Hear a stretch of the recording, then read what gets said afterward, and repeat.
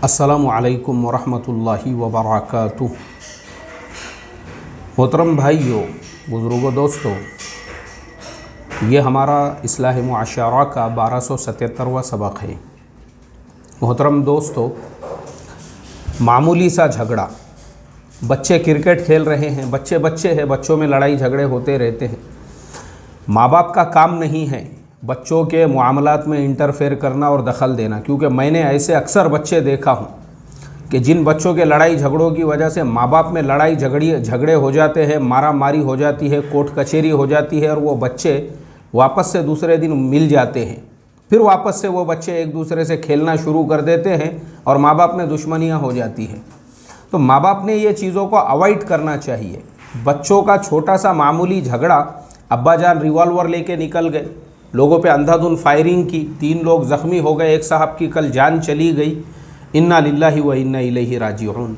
कितना बड़ा खसारा हुआ, कितना बड़ा घाटा हुआ, आप सोचो ना। छोटी सी बात है। वहीं पे अगर वो जिसकी जान गई, अगर मान लो मुसलमान की बजाय कोई नॉन मुस्लिम होता था, तो आज तक जो है ना, मुसलमानों के जितने भी सोशल मीडिया अकाउंट्स है उसके ऊपर ये पोस्ट शुरू हो जाती थी कि आरएसएस के एक आदमी ने एक मुसलमान का बेरहमी के साथ में कत्ल कर दिया, फायरिंग कर दिया उसके ऊपर, उसकी मॉब लिंचिंग कर दी बोलकर। ऐसा हंगामा हो जाता था। मुसलमानों के जितने व्हाट्सएप ग्रुप्स है उसके अंदर एक तूफान आया हुआ होता था, मुसलमानों पे जुल्म हो रहा है, मुसलमानों को छोटी छोटी बातों के लिए इस तरीके से कत्ल किया जा रहा है, उन पे फायरिंग की जा रही है। मगर यहाँ पे प्रॉब्लम ये है कि फायरिंग करने वाला भी मुसलमान है और जिसकी जान गई वो भी मुसलमान है। तो अब हम इस चीज़ के ऊपर गौर व फिक्र नहीं करेंगे कि एक छोटा सा सब्र है, छोटी सी बर्दाश्त है, छोटा सा तहम्मुल है।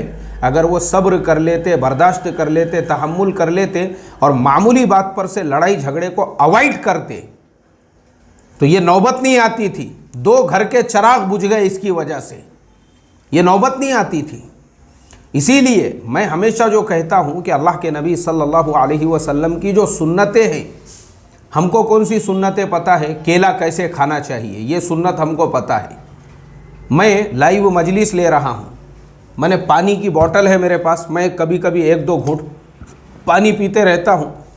मैंने जो है 1 घूंट पानी पिया और उसके बाद में बोतल ऐसी रख दिया।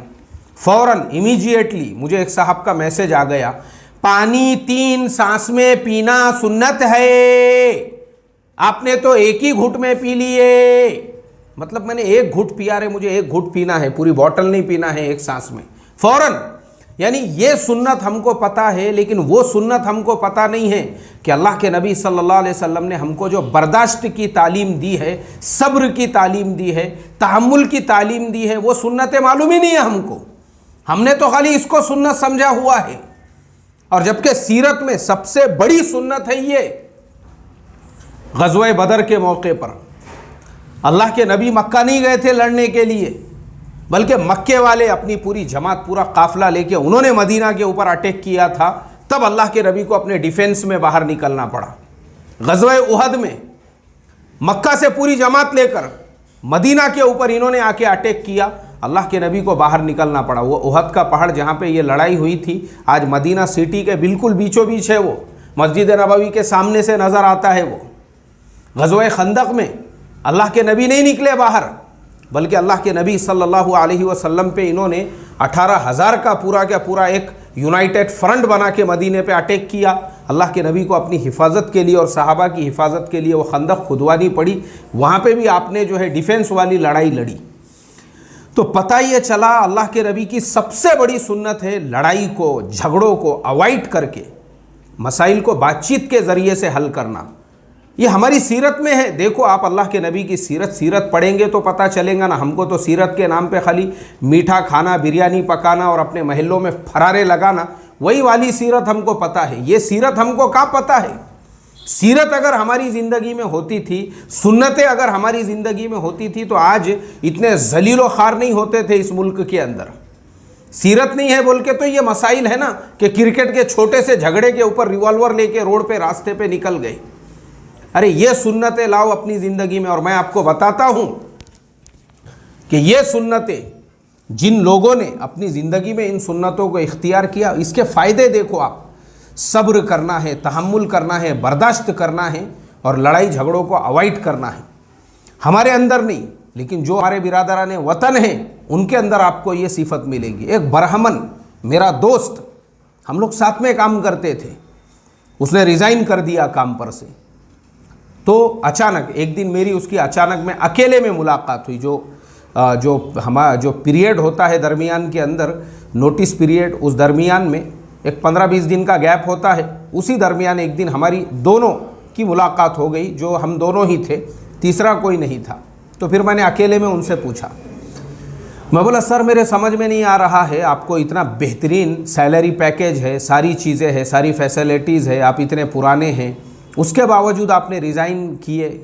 बोले यार सैयद भाई, एक्चुअल में प्रॉब्लम ऐसा है ना कि मेरा एक नेचर है कि मुझे जहाँ पे पुरसुकून लगे काम करने में, मेंटली तौर पर भी और फिज़िकली भी, तो मैं वहीं पे काम करता हूँ। अभी क्या हो गया, बोले अपने मैनेजर चेंज हो गए। अब जो नया मैनेजर है उसको कोई फ़र्क नहीं पता है कि कौन सीनियर है कौन जूनियर है, सबको एक ही लकड़ी से हाँक रहे हैं। तो वो चीज़ जो है ना ज़रा, जो बोले अभी देखो आप देखते होंगे सुबह में आने में मुझे थोड़ा सा लेट हो जाता है, लेकिन मैं शाम में भी लेट जाता हूँ। अब वो बेचारे को ये मालूम ही नहीं है कि मैं सुबह में अगर 15 मिनट आधा घंटा लेट आ रहा हूँ तो शाम में भी घंटा 2 घंटे मैं लेट जाता हूँ। लेकिन सबके साथ में कि जो भी लेट आने वाले हैं उन पे कार्रवाई की जाएंगी, ये होगा वो होगा, और टाइम की पाबंदी, ये वो सारी चीज़ें सबको एक साथ में रगड़ा जा रहा है। बोले तो इसलिए मेरा नेचर नहीं है, मरना मैं चाहूँ तो उसके सीनियर से बात कर सकता हूँ कि भाई क्या चल रहा है बोल के, लेकिन नहीं, मेरा मिजाज नहीं है लड़ने का झगड़ने का। उससे बेहतर ये है कि मैं अलग हो जाता हूँ, क्योंकि मैं मुतमईन नहीं हूँ, मैं पुरसुकून इन्वायरमेंट में काम नहीं कर पा रहा हूँ पीसफुल, तो इसलिए मैं बाहर निकल जाता हूँ। इसलिए मैंने सोचा कि चलो अपनी छोड़ दो। मेरे मोहतरम दोस्तों, ये सुन्नत पे उसने अमल किया। अगर वो ये चाहता, क्योंकि वो तो उससे भी ज़्यादा सीनियर था, उसके सीनियर को जो है एक ईमेल कर देता कि भाई क्या है, किस आदमी को तुमने जो है हमारा मैनेजर बनाए हैं, जिसको बड़े छोटे किस में कोई फ़र्क नहीं है, क्या है ये। अगर वो इस तरीके से करता, उनको सबको एक साथ में बिठाते और आपस में डिस्कस होती, बहसो मुबाहिसा होता, फिर कुछ ना कुछ जो है कार्रवाई होती। लेकिन वो बेचारा जो है उसने क्या किया, लड़ाई झगड़े, तेरी मेरी हुज्जत, ये सब से बचने के लिए खुद ने कंपनी छोड़ दिया। लेकिन मोहतरम दोस्तों, ये भी अल्लाह ताला का निज़ाम है। जो आदमी इस तरीके से सब्र के साथ, बर्दाश्त के साथ अपने हक़ को छोड़कर सिर्फ लड़ाई झगड़े को अवॉइड करने के लिए बाहर निकल जाता है, अल्लाह ताला उसके लिए रास्ते बंद नहीं करते हैं। दूसरी एक जगह पे जिस पोस्ट पर था वो, उससे बड़ी पोस्ट, फिर और उससे बड़ा जो है उसका आगे चल के प्रमोशन हो गया, और जिस कंपनी को उसने ज्वाइन किया था आज वो उस कंपनी का क्लास 1 का ऑफिसर बन के बैठा हुआ है। पूरा का पूरा निज़ाम, पूरा सिस्टम पूरा उसके अंडर में है। तो अभी भी मेरी उससे कभी कभी बात होते रहती है, तो मैं उसको यही कहता हूँ कि सर, ये असल में अल्लाह ताला की तरफ से आपके सब्र का इनाम है। वरना क्या होता था, अगर आप वहाँ पे लड़ते झगड़ते, हुज्जत करते, तेरी मेरी करते, तो आपको जो है, जो कंपनी भी अगर आपको छोड़ना पड़ती तो ना आपको एक्सपीरियंस लेटर मिलता था, और आपका नाम ख़राब होता था कि ये आदमी उस कंपनी से लड़ाई झगड़े करके, हुज्जत करके, तेरी मेरी करके निकला हुआ है, तो दूसरी जगह आपको जॉब मिलना मुश्किल होती थी। आज वो इंसान क्लास 1 की क्लास के ऊपर, पोस्ट के ऊपर जो बैठा हुआ है, सिर्फ़ और सिर्फ अल्लाह के नबी की ये सब्र और बर्दाश्त करने वाली सुन्नत की बुनियाद पर। यह हमारे अंदर होना चाहिए, हम मुसलमानों के अंदर वो चीज़ नहीं है। अल्लाह हिफाजत फरमाए, इसीलिए हमारा ये हाल है। और वो सुन्नत, हालांकि ये सुन्नत है, मैं आपको बता रहा हूँ, और मैं आपको अब मेरा भी एक वाक़या सुनाता हूँ कि इस सुन्नत पे अमल करने की वजह से अल्लाह तबारक व तआला ने मेरे साथ में क्या मुआमला किया। मुझे बम्बई से कॉल आया एक कंपनी का, बोले हमारा एक प्रोजेक्ट है, वो प्रोजेक्ट करना है। मैं गया वहाँ पे, जाने के बाद में मैंने होटल में कमरा लेकर 15 दिन बम्बई में रहकर वो पूरी मेहनत के साथ में प्रोजेक्ट मुकम्मल किया, जिसकी टोटल कॉस्ट जो है 60,000 मतलब 60,000 रुपये उसकी कॉस्ट थी। उसमें हमारा मामला तय हो गया था। अब वो जो कंपनी थी एक्चुअल में वो थी चेन्नई की, उनका पूरा हेड ऑफिस, पूरा जो सिस्टम है वो पूरा क्या पूरा चेन्नई के अंदर था, लेकिन बम्बई के अंदर जो है उनकी ब्रांच थी। अब जब हमारा पूरा काम वगैरह हो गया तो उन्होंने मेरे से कहा कि देखो आपका जो पेमेंट है, क्योंकि हम वो थर्ड पार्टी को देना है, जब थर्ड पार्टी को वो पहुंच जाएगा पेमेंट जैसे ही आएगा हम आपको भेज देंगे। मैंने कहा ठीक है कोई बात नहीं। मैं आ गया वापस, पेमेंट मेरे अकाउंट में आया नहीं।